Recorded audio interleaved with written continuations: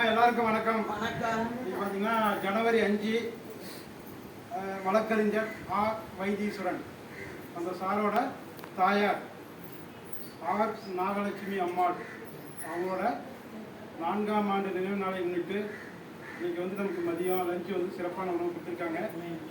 அதுக்காக சாருக்கும் அவங்க குடும்பத்துக்கும் நம்ம வாழ்த்துக்கள் சொல்லணும். மற்றும் வந்து நாகலட்சுமி அம்மா அவர்கள் இல்லை என்றாலும் அவர்கள் இறைவனாக இருந்து அந்த குடும்பத்தை வழிநடத்தி கொண்டிருக்கின்றார். மற்றும் வந்து வைத்தீஸ்வரன் சார் மற்றும் அவங்க குழந்தைகள் அவங்க உறவினர்கள் எல்லா வளமும் நலமும் பெற்று நீண்ட ஆயுள் பெற்று வாழ நமது லிட்டில் டிராப்ஸ் ஆதரவற்ற முதியோர்களுக்கும் சார்பாக நெஞ்சார்ந்த நன்றியை தெரிவித்துக் கொள்கிறோம். அம்மா அவர்கள் பிரே பண்ணுவார்கள்.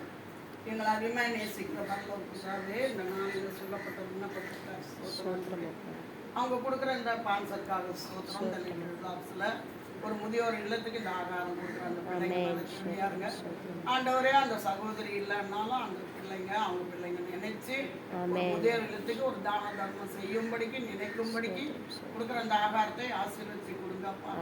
ஆண்டவரே இயேசு அப்பா அவங்க தகப்பனே உங்க சமூகத்தில் ஒப்பு கொடுக்குறோம். ஆண்டவருடைய வார்த்தை சொல்லுது, ஆண்டவரே ஏழைக்கு இறங்குறவன் கர்த்தர் கடன் கொடுக்கிறான். ஆண்டவரே கொடுக்கறத அவர் திருப்பி கொடுப்பார். என்னில சிறியவனுக்கு எதை செய்தாலும் எனக்கே செய்தி.